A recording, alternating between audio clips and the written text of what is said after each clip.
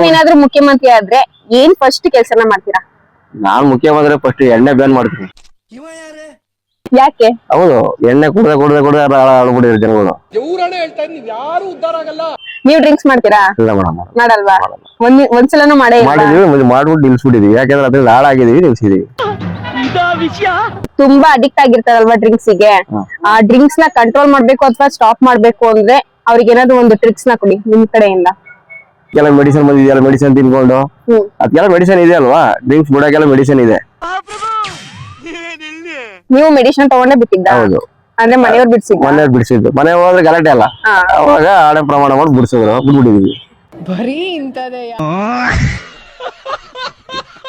ತಗೊಳ್ಳಿ ಜೀನಿ ಅವರ ರಾಗಿ ಬಿಸ್ಕೆಟ್ ತಿನ್ನಿ, ತಿಂದು ಇಲ್ಲಿ ಹೇಗಿದೆ ಅಂತ.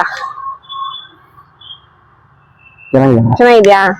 ಈ ಬಿಸ್ಕೆಟ್ ಎಲ್ಲ ಅಂಗಡಿಲೂ ಸಿಗುತ್ತೆ, ಮತ್ತೆ ಡಿಸ್ಪ್ಲೇ ಆಗ್ತಿರೋ ನಂಬರ್ನ ಕಾಂಟ್ಯಾಕ್ಟ್ ಮಾಡಿದ್ರು ಕೂಡ ಈ ಬಿಸ್ಕೆಟ್ ಸಿಗುತ್ತೆ.